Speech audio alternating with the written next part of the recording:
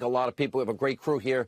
Rush Limbaugh, his crew, for giving us the time to do the full hour tonight. Don't forget, set your DVR. Don't miss an episode. We're always fair and balanced, but not the destroyed Trump media. Let not your heart be troubled. Stay tuned. Laura Ingraham takes it away. She's in the swamp, the sewer, D.C. We'll see you back here tomorrow night.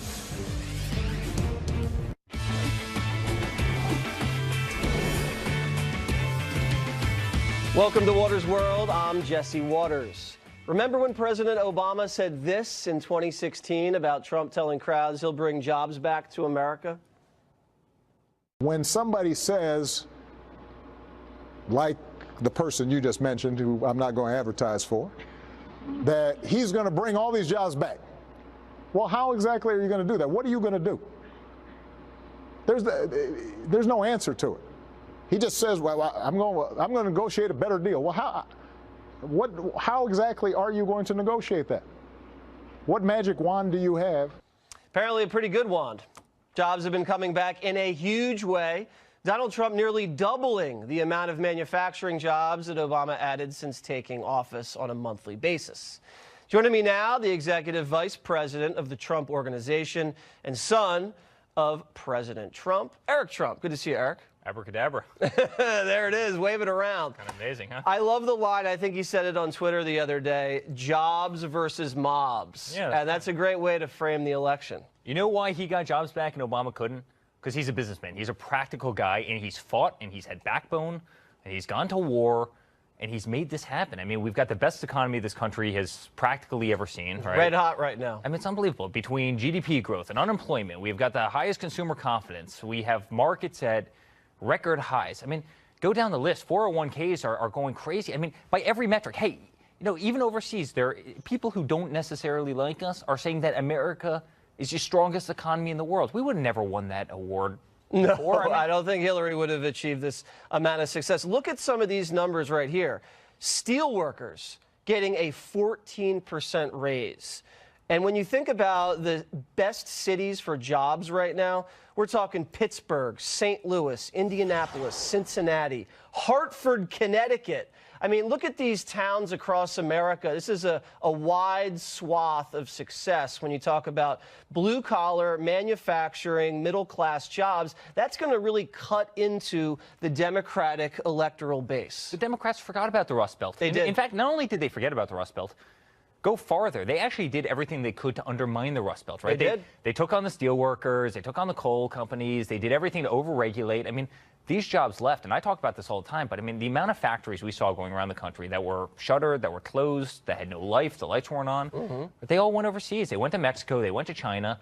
We rebuilt those countries, right, at the behest of the American worker, and it's why people are upset. It's why people are mad. And now all of a sudden you have 3.7% unemployment, more African Americans unemployed than ever before in history, more Hispanics employed than ever before in history, more females, the same thing. I mean, people have jobs, and they're not working 3 jobs anymore, right? They're working 1 job, and they have benefits. And I mean, the country is doing amazingly well. We're the envy of the rest of the world now. Everybody wants to be America, and here you had Obama 2 years ago saying, well, what's Trump going to magically... You know, he's an amazing guy. He's a results-driven guy, right. and that's what America picked, and we need more business people in Washington. Honestly, these swamp creatures. The swamp creatures. I think Trump is like tequila. He always wins. Wow. I guess. I know you don't drink It's too like much, Fireball. but I think for people that do drink tequila, tequila always wins. Let me talk to you about, your father says, Pocahontas. And as we know, she took a DNA test. Turns out she's 1/1000th, possibly Native American, possibly 1/1000th. And this is what your father had to say about her. Let's roll it.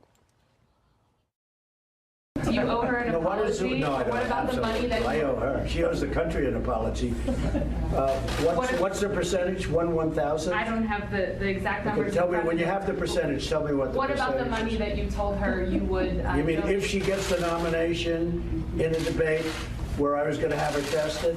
I'll only do it if I can test her personally. Okay, that will not be something I enjoy doing either. That will not be something I enjoy doing either. She actually wasn't 1/1000th. She's 1/1024th. It's actually substantially worse. I'm than that. sorry. Let's not forget about the decimal place. I mean, this is Yeah. how crazy this is, right? She's writing Pow Wow Chow cookbooks. Let's dwell on that. She has a cookbook. Powwow Chow. Powwow, okay? And she calls herself a Cherokee Indian in the cookbook. And according to the Washington Post, a lot of these so-called recipes looked like they're just lifted from other recipe books. They're plagiarized. The whole thing's crazy. She's not a Native American. Like, She plagiarized her book and she plagiarized her own DNA. but the funny thing is, she comes out, she does this like infomercial, right, where she's sitting there, the guy calls her up, I'd like to, I mean, give me a break. You're 1/1024. You're less Native American than I am, and you are, Jesse. Eric, we had our DNA tests done on the 5, and I was 0.1% black. So I'm more black than Elizabeth Warren is Native American. Well, even Think when about that. even Imagine if I went around and telling everybody I was black. Even when the Cherokee Indians come out and they say, give me a break, like this is an insult to our tribe. Yes, the tribe has spoken. You know what? And honestly, that's why she's not going to win. And, Right. and this is what people are sick and tired of, right? She was using it as a way to get into college. She was using it as a way to advance her career and get a better job. People don't want this nonsense. No, and all the press is saying, the left-wing press, article after article, she shot herself in the foot. She is not a serious candidate anymore. I mean, it's widely accepted now that she is not going to get the Democratic nomination. And it's too bad, because she would have made a great opponent for President Trump. Let's talk about the caravan. Now, the AP is reporting that the caravan filled with Central American migrants heading north towards our southern border has now allegedly been turned around. And I know your father said he was going to cut off aid and he was going to send the military. This is a big win. It is. Don't get tired of winning, Jesse. Don't ever get tired of winning. But it is. And he did something very smart. He told the countries where the people are coming from, you know, we give you a lot of foreign assistance. We give you a lot of financial aid. And guess what? We're not giving you that aid if you don't take care of this problem. We don't want to inherit your problem while we give you aid. You fix this problem. And he also has a great relationship with Mexico. It's the first time we've had a great relationship with Mexico in a long time. Yeah, they just re-signed NAFTA. Which, by the way, kills the Democrats because they always threw out the, you know, Trump's anti-Hispanic, my father has an unbelievable relationship with Mexico. You see what they did with this whole caravan. He's winning, Jesse. Yeah, that was very strong. And we know what happened in Europe when they had all these migrants flood across into that continent. That didn't go too well. And now Merkel, even herself, has said, it's something I regret. You don't want to make the same mistake twice. Rosie O'Donnell, she's back. Here's what she had to say. When he was elected, what I wrote on Twitter was we should impose martial law till we make sure that the Russians weren't involved in the final tallies of the votes. And Bob Mueller has indicted 13 Russians for election meddling. And people were like, martial law, what's wrong with you? You're a lunatic. Well, he wants to send the military to the border, so. I want to send the military to the White House to get him.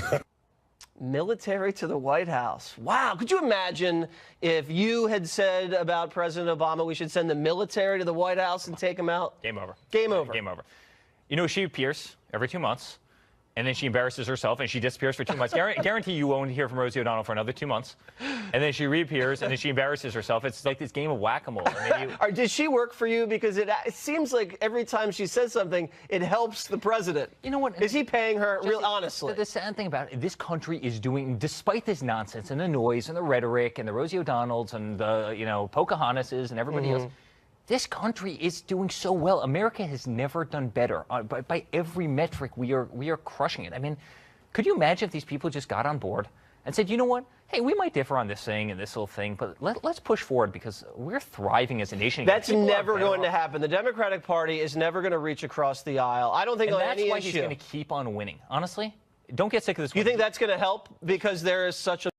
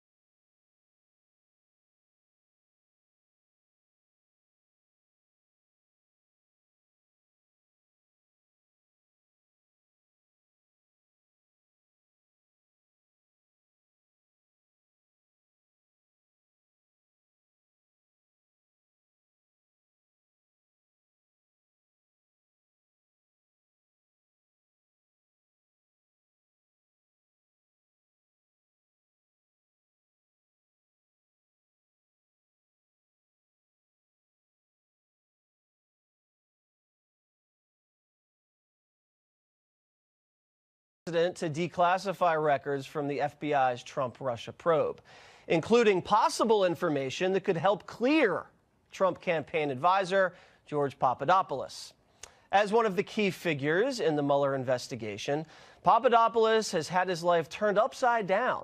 He and his wife, Simona, join me now ahead of his closed-door hearing before the House Oversight and Judiciary Committees next week. All right, George, let's just start this at the very beginning because it's a little complicated, okay? When you were involved with the Trump campaign back in the summer of 2016, you were invited to go to Europe. And this is when it all started. Am I wrong? Who invited you over there and why? So when I was officially part of the campaign, I was living in London actually at the time. So I was working for this group called the London Center for International Law Practice, which now we find out is some sort of obscure, shady front for something that it wasn't. So you were working for a group that you didn't realize was a front group? That's what it seems like. I don't know that it's Okay. a front, but people now, after a year of research into this organization, it looks like it was some sort of front for Western intelligence type of people. Okay, so a Western intelligence front group you believe you were working for, unbeknownst to you at the time. Yeah. What was the first meeting that set this thing in motion? So I'm officially a part of the campaign, I guess, around March 11. And then I tell this group, look, I'm leaving London. I'm going to go back to the U.S. because I'm joining Trump.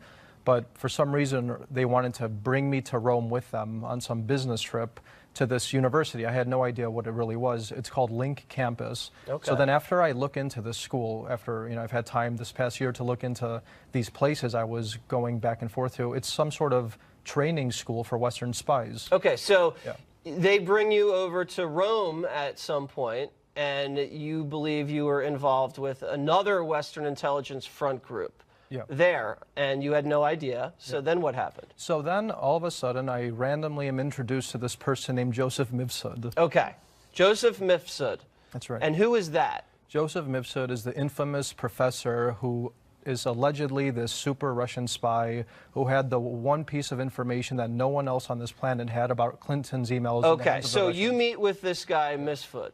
And what was the reason for the meeting? Who set the meeting up? So that's the key point. The point is that the London Center for International Law Practice set up this meeting between Joseph Mifsud and I. So it was set up by, you believe, a Western intelligence group. Yes. And Western intelligence, I mean, these are the Europeans, these are the English, and these are supposedly our allies. That's right. And so they set this meeting up with Mifsud. And what did he tell you about Clinton emails specifically? So let's fast forward, though. So then we're having a couple back and forth meetings, Mifsud and I, where he's introducing me to decoys. And what do I mean by decoys?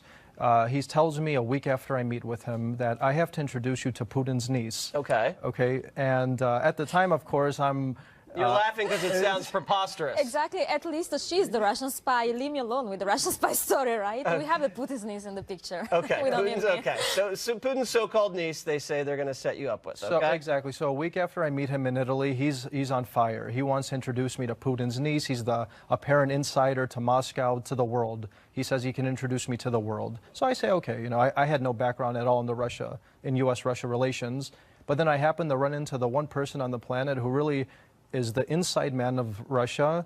And then, of course, he has the one piece of information that everyone on the globe wanted. And that's not really what I believe at this Okay, point. so what exactly did he say about Hillary's emails to you? Yeah, so after he introduces me to the fake niece of Putin, who we later find out is just a Russian student, about a month later, 3 weeks after that, he's like, hey, let's go get breakfast in London. Okay. And I'm like, okay, I had no idea what he wanted to talk about. And then he just drops his bomb on me. What does he say specifically? He's like, I have information that the Russians have thousands of Hillary Clinton's emails. I never heard the word DNC. I never heard the word Podesta. I never heard anything like that. And I think actually just the day before he told me this information, I think April 26, 2016, Judge Napolitano was on Fox News actually openly speculating that the Russians might have Hillary's emails. So Because the Russians may have hacked her server before she deleted all of them.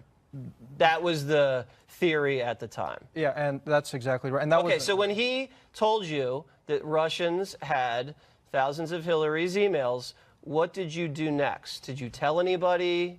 So I've been asked this question a million times, and what I can say is... Well, I asked it the best. You do ask it the best, and that's why I'm going to give you the best answer. And the answer is that I have absolutely no recollection of telling anyone on the Trump campaign about this information. Okay. What I did do... What did you do? ...was I gossiped about it with the Greek foreign minister, just like, you know, diplomats do. I'm not a diplomat, of course, but, you know, people in policy circles just gossip about rumors. So you told the Greek, then what? Yeah, and then I told Australian High Commissioner Alexander Downer the same information. Okay, so you're what? You're at a social event and you run into Alexander Downer, who was, who at the time? The Australian what? Yeah, so let's backtrack a second, because there's this misunderstanding that I just run into this person randomly and you believe you were set up again? Oh, of course. Okay, so you were manipulated into a meeting with Alexander Downer, who was a Australian diplomat. Yeah, so and a Clinton donor. Yeah, so Alexander Downer is no random diplomat. This was the head of the equivalent of the CIA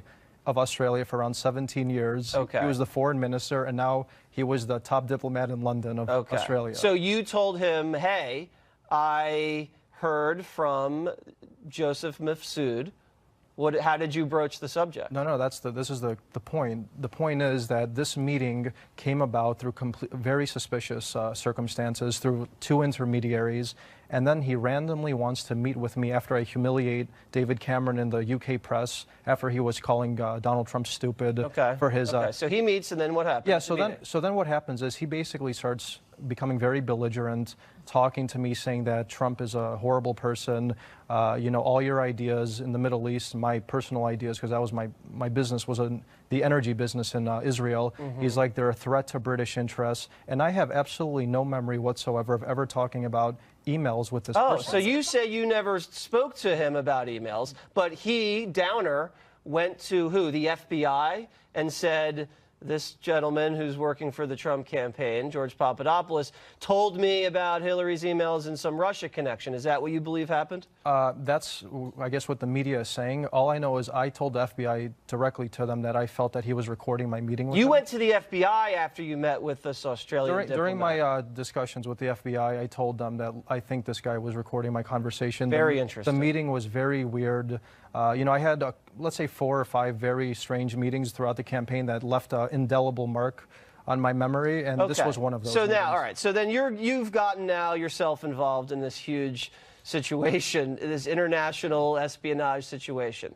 Were you ever spied upon, or did your phones, were they tapped? Was your emails looked into? Do you have any idea? All I can say that I know that's public now is that I had Stefan Halper, which was this Cambridge professor who was working on behalf of British intelligence, you know, luring me to London so that the British would spy on me, and it's all linked into the UK. So then it's Stefan Halper, who people believe is a CIA agent. Is that what the word on the street is? The word on the street is... Because he was paid by the Obama administration a pretty nice sum of cash.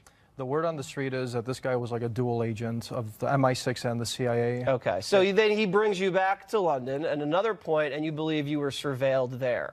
I was. You were? Yeah, I was. I mean, it's a public record. So then you had to testify in front of Robert Mueller, and I guess he caught you up in some sort of perjury trap. I know that's complicated. I've heard you say what happened there. You know, perjury traps, they're easy to walk into, and I guess maybe you weren't completely honest, but I understand what happened there. He got you, and you're going to serve some time now. You've been sentenced to how long? To 14 days. To 14 days. So after all this, you're going to testify next week on Capitol Hill. What is your theory about what happened in 30 seconds? I think I was set up by Western intelligence. I think most of these meetings that I had encountered with were all orchestrated. I don't know by who, but certainly we now have evidence that at least one of these meetings was orchestrated by Western intelligence, and that was Stefan Halper. For the purpose of what? For the purpose of spying on me, probably for my business ties to Israel I had a very prominent role in, and secondly to try and probably sabotage the Trump campaign through me. Okay. And if I can add something, the link between me and George is the Professor Mifsud, the London Center and the Link Campus. So all this asset of intelligence from the Western intelligence, as far as I know, are our common connection, and I end up being in the public image, the spy, which I happen simply to work for the same. You're not a spy, right? You better not be. Absolutely You better not be And, spying on Waters World. No, and I can't wait the moment the FBI will. First of all, I was interviewed by the FBI, Right. so if I was a spy by this time, I was probably in some jail in the United States Okay. and not here with Waters All right, well, World. good luck next week, and we'll be following it. Thanks, you guys, for coming in. Thank you so much. Appreciate it. Thank All you. right.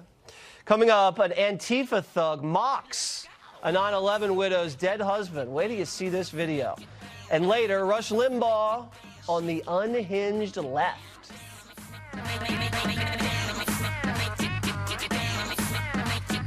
Shake it, break it, make it bounce. Live from America's News headquarters, I'm Anita Vogel. Lawmakers on both sides of the aisle are denouncing Saudi Arabia over its claim that columnist Jamal Khashoggi was killed in a fistfight. The kingdom confirmed his death yesterday, more than 2 weeks after the government critic disappeared inside the Saudi consulate in Istanbul. President Trump calling the story credible and saying he will work with Congress on a response. And a pair of high-tech satellites are on their way to Mercury, the rocket carrying them blasting off from South America. It's a joint mission by the European and Japanese space agencies. Scientists hoping to learn more about the planet's mysterious iron core. It'll take 7 years to get there. The price tag, about $1.5 billion. I'm Anita Vogel. Now, let's take you right back to Waters World.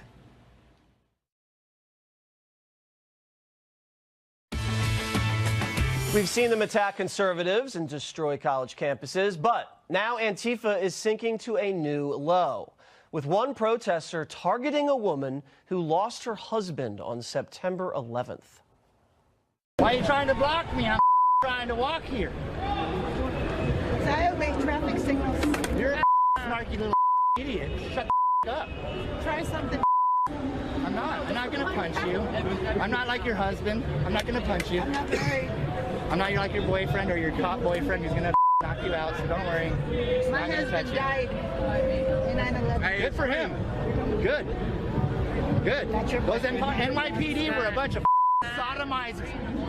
Sodomizing immigrants with their bully sticks. So yeah, your husband should probably rot in the grave. Wow. Joining me now, actor Dean Cain. So, Dean, I mean, I can't even control myself. I wouldn't have been able to sit there and listen to that. I don't condone violence, but this guy should have been knocked out for what he said. He's ugly. This is the face of evil, these Antifa people. I mean, how do you even handle something like that out there on the streets? Well, if you actually extend that video, you find out that someone decided to handle that later and walked across the street to confront that guy and said, "You talking about my mom?" And that guy turned tail and ran. Oh, wow. Took off running. Typical. No big shocker there. No big shocker. But the things that he's saying, I mean, like picking on, 9/11, a 9/11 victim, the firefighters and the first responders and the police officers that we lost there. It's insane. It just goes to show you all he was trying to do was bully, harass, provoke, and push this woman into responding. And she seemed pretty calm. So something tells me maybe she was, I don't know, exercising her Second Amendment right. Who knows? Yeah, I mean, he went after pretty much everybody, like you say, police, firefighters, women, dead husband. It doesn't get any worse than that. But I think it's important to show the audience this type of behavior coming from the radical left, because people need to know what they're up against. And on the streets, you're up against this type of person, and it's scary. It's not just the streets, Jesse. It's happening on Twitter. It's happening in social media all the time. People are saying stuff like this. I mean, it reminds me of my little Tom Arnold dust-up the other day where he was calling me a racist and anti-LGBT and this stuff. And then I actually ran into him. And I said, "What are you talking about? You called me racist, things I'm absolutely not." And he completely was like, "Oh, no.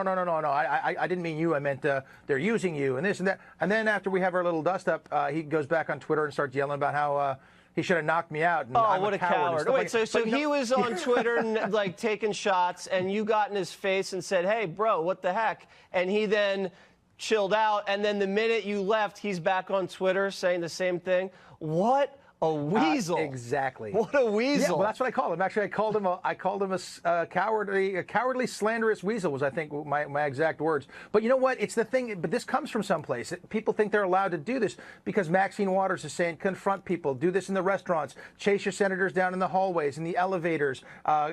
Hillary Clinton saying, oh, there's no reason to be civil. It's coming from somewhere, and it's dangerous, dangerous stuff because someone's going to get hurt. It's not going to end well. Yeah, Maxine Waters, no relation. She gave birth to a lot of this stuff, and it's scary. They don't like cyberbullying. They're big against cyberbullying, but I guess they're okay with bullying in the streets, actual bullying. I want to talk to you about Rush Limbaugh. So he was on Sean Hannity's show, and he had this to say about the possibility of Hillary being in the White House right now. It's frightening. Roll it.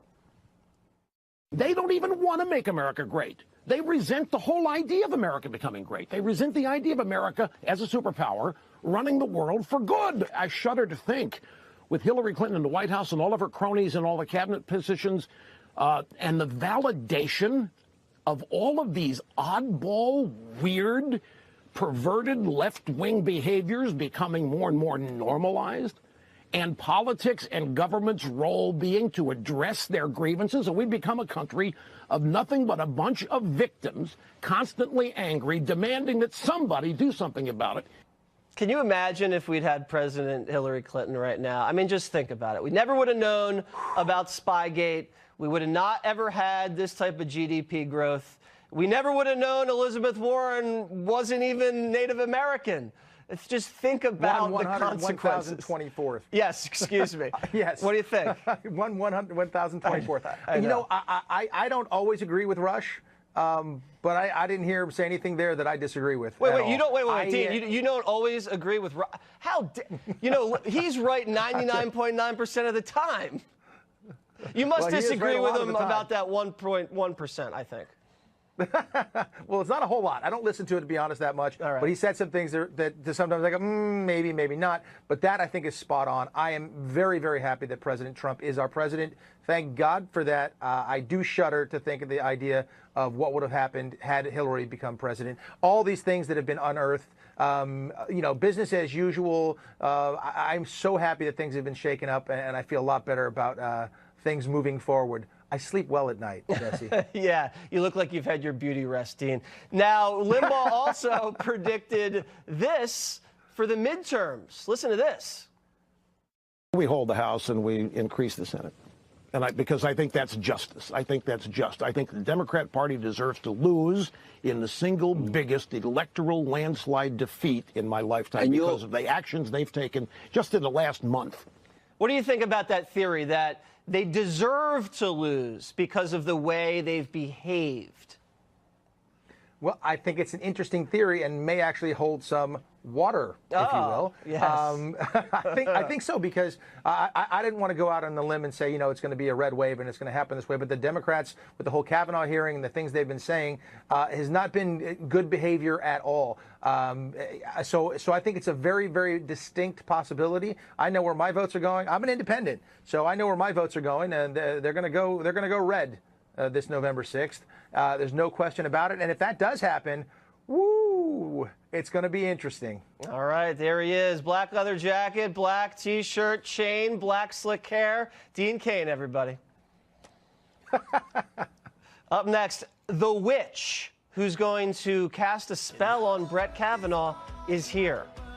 But first, Diamond and Silk on Farrakhan and the Caravan.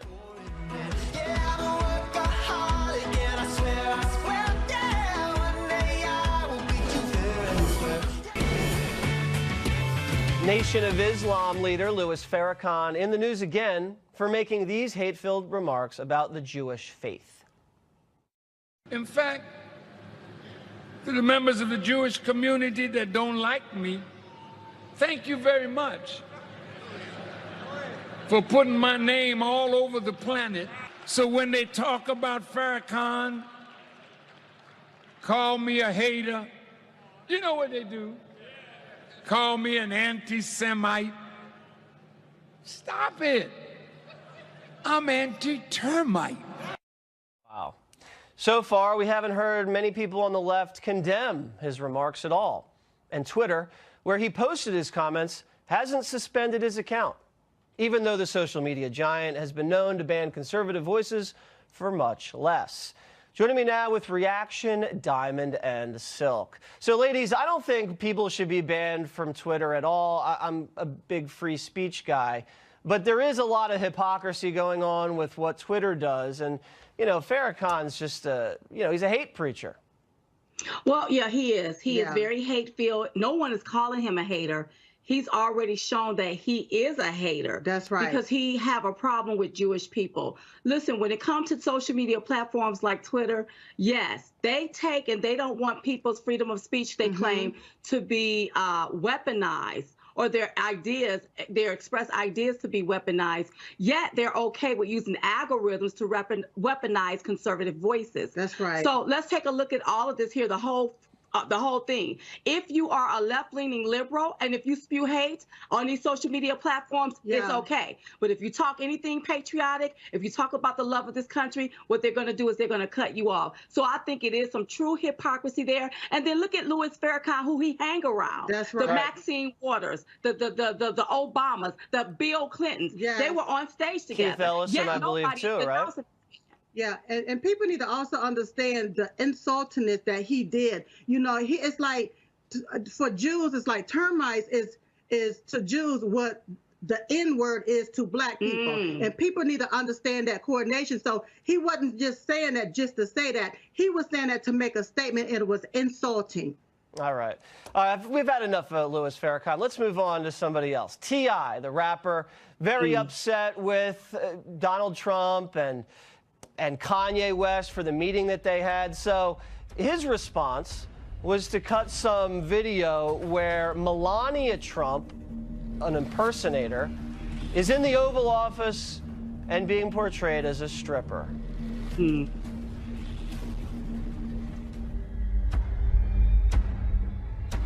I mean, come on, guys. You don't want to go and do this. I mean, he's trying to say that Trump is racist, but he ends up just looking sexist. What are you doing, T.I.?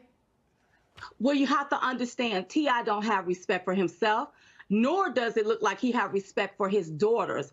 In order to, when you take and you objectify a woman's sexuality and you depict that as if that's the first lady, that is so disrespectful. T.I., how low you can go. And so I'm for everybody. I'm not buying your music. I don't want to hear nothing else that you have to say because you're very disrespectful. And not only that, he don't have respect for women. That's why his wife is probably trying to divorce his behind right now, because he is a disrespectful individual.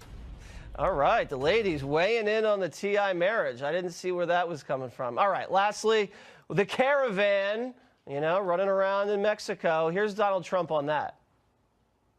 It's going to be an election of the caravan. You know what I'm talking about. But a lot of money's been passing to people to come up and try and get to the border by election day because they think that's a negative for us. Number one, they're being stopped. And number two, regardless, that's our issue. Yeah, Kavanaugh and the caravan, the right hitting that hard right now before the midterms, ladies. Well, they should, because this is all paid-to-me propaganda. Yes. You know, why wait to now, to the midterms, for all of these influx of illegal aliens to start trying to cross our borders? If you're seeking asylum, go to the ports of entry. But when I look at these people coming, these people look healthy. They look like they've been well-fed. So what is going on here? Is this really happening? Is this really true? Are you really seeking asylum? Are you running from distress? Or are you just trying to make a statement? I think that everybody in this country should take a look at this here. Take a look at the left on how they are condoning this here. Get out and vote red, vote Republican. And it is manufactured. It is made up. And just look at how it's orchestrated and it's organized. And see, this here is going to backfire on the Democrats because it's letting the American people see exactly who these Democrats are going for. They're going for these illegal aliens over American citizens. All right. Also, caravan of people going to see Diamond and Silk's new movie. Check that out. All right, ladies, thank you guys very much. Thank you for having us. All right, up next, a witch joins Water's World. I can't even believe this is happening. The left is still so angry over the recent confirmation of Supreme Court Justice Brett Kavanaugh that some are resorting to witchcraft to hurt him. That's right. A coven of witches is gathering in Brooklyn as we speak to place a hex on Justice Kavanaugh in hopes that evil will come his way. Earlier, I spoke with Dakota Bracciale, who is the leader of this occult group. All right, so Dakota, you're a witch. Yeah. And you are going to use witchcraft against Justice Kavanaugh. Yep. What is the ritual that you are undertaking? Well, like traditionally in witchcraft, we don't share, most people don't share the exact particulars of the ritual. Can you give me a hint? Well, there will be effigies, photos, graveyard dirt, coffin nails, open flames, the whole bit. Whoa, whoa. So will an effigy of Kavanaugh be burned by the witches? Yeah. Okay. Yeah. And a picture of Kavanaugh will be burned? Yes. What will you be doing with the graveyard dirt? So that goes in a container spell, which is basically when you take a jar, fill it with ingredients, seal it, and then burn candles on it. And it's like a continuing spell that you can then re-up on anytime. Is there a cauldron involved? Yeah, that's where the fire will be. Okay. Yeah. And has these things worked in the past, these hexes? Yeah, we feel like they have. How have you proven that they've worked? So... And who else have you hexed? Well, we hexed Trump last summer. We did 3 cumulative rituals. So there was one in June, one in July, one in August. And since then, a lot has come out. I mean, the hex... So a lot of people take it as like hexing is to like make that person die or like do something horrible to them. But it all really depends specifically on like what you're trying to do, right? And that's all in the wording and all in the intention. For us, it's about exposing these people because we believe that they are fundamentally dishonest and fundamentally unethical. And so we want that to be exposed. Perhaps the Trump hex didn't work because the president is winning over and over again. Well, I think that depends on how you define winning. On our side of things, we feel that since last summer, we have the Russia probe, which has led to, I mean, how many convictions does it take to figure out that it's not necessarily a victory all right. so far? So you believe the hex on Trump worked. And now you will be hexing Brett Kavanaugh as well. Are you a peaceful witch? Or are you an evil witch? How would you describe yourself? I don't necessarily ascribe either to myself because I don't think that anything in our universe or in our world is as cut and dry as good and evil. I don't think that people are fundamentally good or evil. I think that everyone has... Well, excuse me. Water's world is good. Oh, really? Okay. That's a relief, I guess. But that also depends on your definition of good. I mean, for example, religiously, right? Like every religion in the world would have a different definition for what the right action would be. There's some general tenets that most of them adhere to, but I mean, everyone has their different idea of morality and what constitutes a moral action. Do you think that the witchcraft that you guys are pursuing makes the left and anti-Kavanaugh and anti-Trump people look a little silly?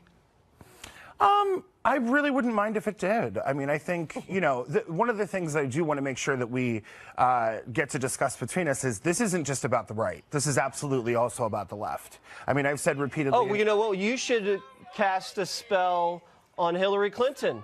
I don't really... She's actually already been cursed. I don't Leave know her that alone. What about Nancy Pelosi? With my morals, I'm not really about, like, kicking someone while they're already down. Well, isn't that what Eric Holder wants to do? I don't know. I kind of feel like with Hillary, she's already not doing too well and needs to maybe just... Maybe a hex of silence would be good, just for a little while. You're a Bernie bro, aren't you? No, not Are you at a Bernie... all.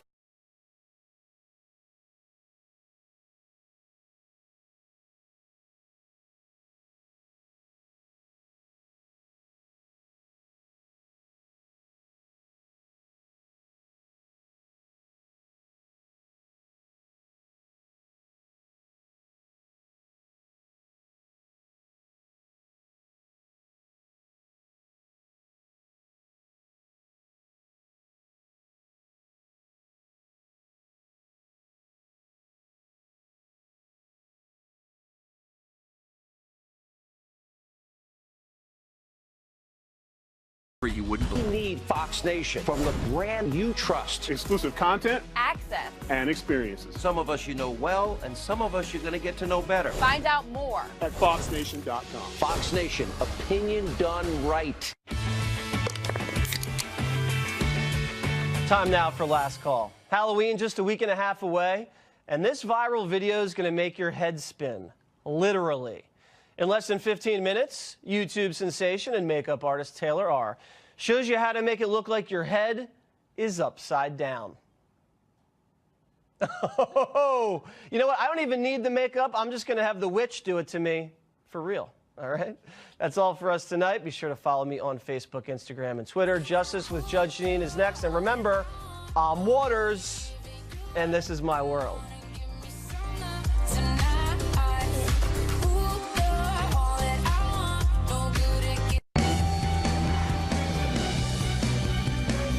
Hello and welcome to Justice. I'm Jeanine Pirro. Thanks for being with us.